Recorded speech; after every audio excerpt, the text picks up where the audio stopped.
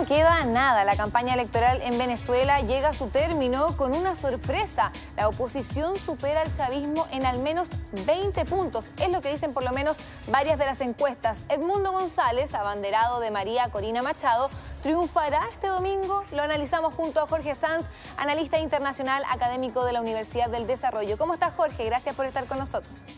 Hola Paloma, buenas tardes, qué gusto conversar contigo. Sí, bueno, alta expectación, ¿cierto?, por lo que puede pasar este día domingo, por lo que mencionábamos anteriormente en la presentación. Más de 20 puntos de diferencia, algo nunca antes visto, por lo menos en las elecciones presidenciales del chavismo. ¿Qué crees tú? ¿Qué va a pasar este domingo? ¿Finalmente se podrá llegar a esa tan anhelada transición para algunos? Estamos de nuevo frente a una posibilidad de elección, una posibilidad de salida del presidente Maduro del cargo de presidente en Venezuela. Son 21 millones de personas habilitadas para votar, pero ya tenemos problemas en la forma de enfrentar la elección porque se dice entre 6 y 8 millones de venezolanos que no van a poder votar, son los que están afuera de Venezuela, por las obstaculizaciones que le pusieron a los requisitos de inscripción de los que estaban fuera. Entonces ya empezaron los problemas y en la medida que los medios de comunicación empezaron a dar cuenta de esos problemas, sale lo que aparecía en la nota con Maduro, tildándolos de fraude, de mentiras y etcétera, etcétera. Entonces estamos acostumbrados a esto. Guaidó también en su momento tuvo una amplia ventaja para enfrentar a Maduro y no ganó la elección, sigue Maduro en el gobierno. Esperemos ahora que efectivamente sea Marina Corina Machado y Edmundo González quienes efectivamente sean capaces de ganar esta elección y terminar con 25 años de gobierno del chavismo y con todas las repercusiones que ha tenido la política en Venezuela para el resto de América Latina. No dejemos pasar que toda la violencia política y la violencia delictual que se despliega por América Latina se puede explicar a partir de Venezuela. Entonces, es bien importante esta elección para nosotros. Sí, claro, y además hay que pongámonos en la posición, Jorge, de que gane finalmente la oposición. La pregunta es, y que se hace en varios medios desde ya, es que si va a haber o no transición. ¿Qué crees tú? ¿Que esto va a ser posible? Sí, debería existir una transición. Ya los países algunos mandatarios de América Latina están presionando a Maduro para que acepte el resultado de las elecciones. Fernández es uno, incluso le recomendaron que no fuera a Venezuela. Lula también estuvo muy preocupado por un discurso que dio Maduro respecto a un baño de sangre si ellos perdían. Entonces, hay varios que están muy preocupados. No hay muchos veedores de las elecciones. Está el canciller de Colombia, hay un diputado comunista de Chile, hay 2 senadores chilenos que van también. No hay muchos veedores de esto, pero da la impresión por el discurso de Maduro que efectivamente si pierde, él va a aceptar la salida. ¿Y cuál debiera ser la salida? Bueno, tiene que ser, más allá de la transición, tiene que haber una salida negociada de Maduro. Maduro no sé si le convendrá quedarse en Venezuela por la cantidad de respuestas que tiene que dar, pero si sale de Venezuela no son muchos lugares donde pueda estar.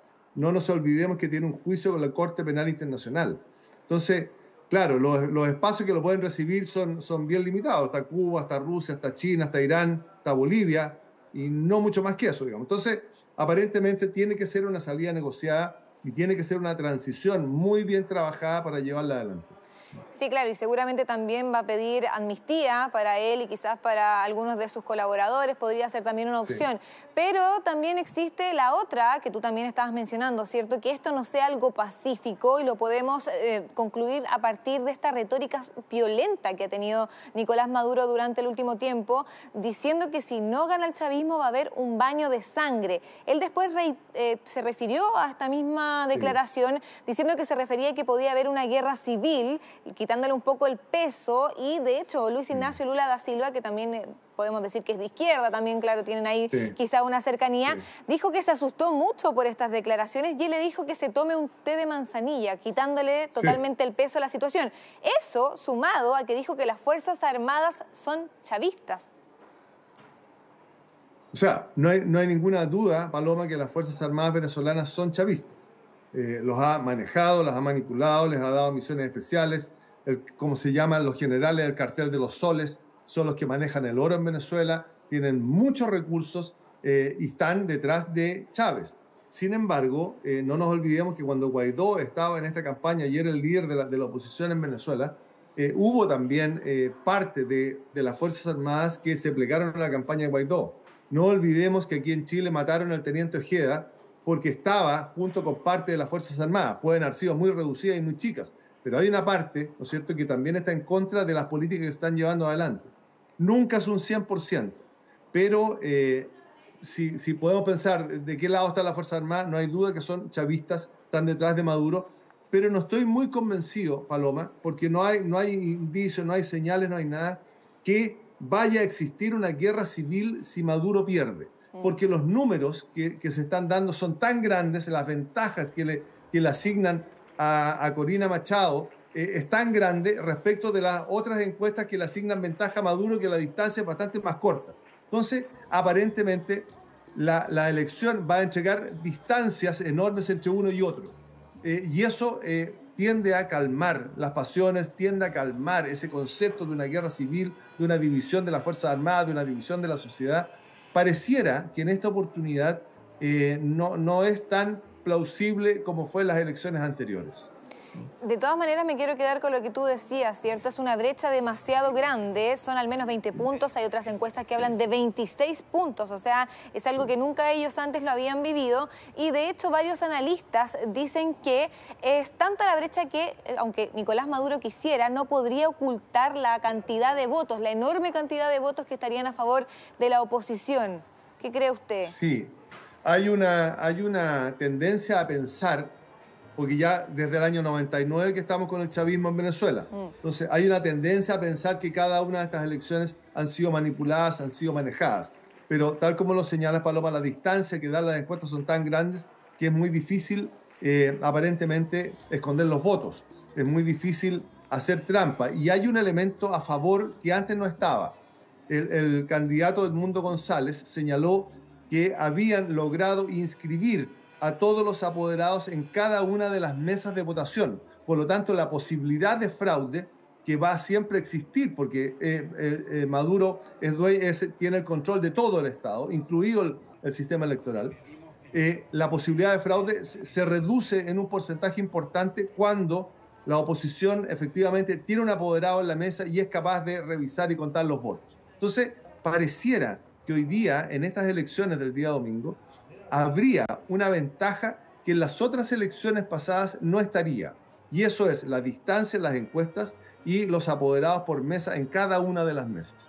Eso da aparentemente una posibilidad de revisar adecuadamente los votos y tener una cercanía a un resultado más cierto que lo que se ha pensado antes. Jorge, ¿qué crees tú que pasa en esta ocasión? ¿Por qué es una brecha tan grande? O sea, tenemos varios factores, ¿cierto? Económicos, vemos que un PIB se ha reducido en un 80%, hiperinflación en los últimos 4 años, una oleada de migrantes que no tiene precedentes, son al menos 7 millones de migrantes venezolanos, sobre todo acá en Latinoamérica, lo sabemos bien también acá en Chile, pero son números que se parecen más o menos a lo que ocurrió en 2018. Entonces, ¿qué es lo que sucede? ¿Qué hace que finalmente la gente chavista rompa con Nicolás Maduro, sobre todo considerando que del otro lado está la persona que estamos viendo ahí en pantalla, usted quizás no la está viendo, pero es Edmundo González, que tiene 74 años, no tiene mucha carrera política, además de haber sido canciller, y tampoco es muy carismático. Sabemos que detrás de él está María Corina Machado, pero él es la figura principal y le falta quizás esa fortaleza, ¿cierto?, para enfrentar a Nicolás Maduro. Venezuela sabe que detrás de Edmundo González está María Corina Machado y la persona fuerte en esa candidatura y en ese probable gobierno va a ser María Corina Machado, que obtuvo una cantidad de votos relevantes en las primarias que existieron y que la Contraloría la bajó y le prohibió votar. Por lo tanto, tiene un caudal de apoyo que es enorme. El cierre de las campañas permitió medir a estas dos fuerzas, y el cierre de la campaña de la oposición fue muchísimo más grande en términos de multitud que el cierre de la campaña de Maduro, que dividió su cierre para que no se notara el poco apoyo o la poca concurrencia de gente. Lo otro es que hay un fenómeno que es muy importante. En la campaña de Guaidó, que es la última elección que tenemos de referencia, todo el aparato propagandístico estaba en manos del chavismo. Hoy día hay un factor que lo empezaron a llamar los mismos medios la revolución de los celulares. Y la revolución de los celulares permitió que las redes sociales efectivamente dieran a conocer los enormes apoyos que tenía la oposición en la Venezuela profunda, que eso no se conocía, y eso atrae también a la posibilidad, envalentona a las personas para ir a votar por un candidato que no es necesariamente el dictador, el presidente, o como se quiera llamar a Maduro, da lo mismo, que era lo que sucedía antes. Era en Caracas, efectivamente, había una disputa mayor, pero no se sabía lo que pasaba en la profundidad de Venezuela. Hoy día sí se sabe, por esto que los mismos medios llamaron la revolución de los celulares, donde cada una de las personas con su celular efectivamente va transmitiendo lo que sucede y va comparando una campaña con otra y una asamblea con otra y van dando, ¿no es cierto?, la notificación de que efectivamente la campaña que lleva adelante María Corina Machado y Edmundo González van teniendo ventajas y van adquiriendo cada vez más adherentes en la cercanía a las elecciones del día domingo. Por otra parte, me quería quedar con otro de los comentarios que hacía usted anteriormente, porque según las últimas informaciones son cerca de 635 los observadores internacionales que van a participar de esta elección el día domingo. Además de ellos también la ONU mandó una misión y por otra parte también el Instituto Carter. Pero usted mencionaba que no habían suficientes. ¿Quién falta aquí? Lo que sucede, mira, ONU no está, hay algunos, OEA no está, pero no hay una fuerza que efectivamente, la Unión Europea no está, por ejemplo. No hay una fuerza que a nosotros nos permita pensar, bueno, esta organización, esta estructura política, este actor político es efectivamente neutral para poder mirar las elecciones. O los invitó la oposición o los invitó el gobierno. Pero no hay una estructura que nos diga efectivamente esto es real, esto es lo que pasó. No existe todavía la convicción de que los veedores que están yendo a Venezuela, que son muchos, y muchos particulares también van a ir a mirar, nos den una opinión correcta de lo que sucede, pensando siempre en la posibilidad del fraude como se ha pensado en todas las elecciones anteriores. No hay ninguna en que no hayamos hablado de fraude. Sí. Entonces, esta también tiene esa misma carga, pero para eso se necesita que haya una organización que nos permita pensar que efectivamente esto es lo que sucedió por parte de la opinión de esa organización. Jorge, ¿y cómo afectaría a Venezuela y también a Latinoamérica? Porque hemos visto los efectos también acá, unos 6 años más de Maduro. Él completaría 18 años en el poder, sería el jefe de Estado que más tiempo ha gobernado Venezuela. Sí. A ver, la condición económica y la condición política de Venezuela es bastante difícil de pensar y de manejar. Si bien es cierto, se ha recuperado un poco la inflación, si bien es cierto, hay un poco mayor de abastecimiento, pero convengamos que hay empleos precarios, que hay bastante pobreza, que hay mucha desempleo, que hay muchos problemas sociales que hay dentro de Venezuela. Por lo tanto, una nueva presidencia de Maduro va a ser más de lo mismo, va a ser una nueva conexión o una más fuerte conexión con Rusia y con Irán, va a haber una nueva conexión con ese mundo que está un poquito más reducido.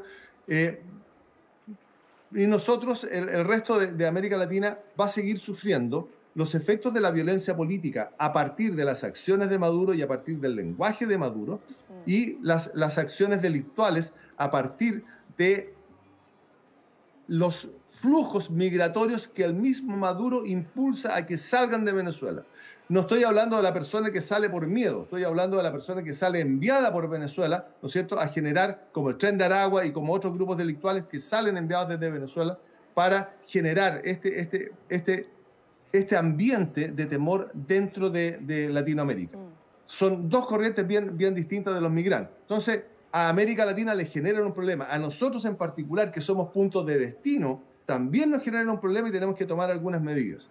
Y esas medidas, bueno, las tiene que tomar el gobierno a partir de lo que el gobierno piense. No nos olvidemos que el gobierno tiene un par de almas que son amigos de Maduro y amigos de Venezuela. Entonces va a tener una complicación mayor si Maduro se mantiene en el gobierno por el trato que el mismo Maduro le da al gobierno de Chile. No olvidemos que el director del Centro Electoral de Venezuela es el que culpó a Chile del asesinato del teniente Ojeda.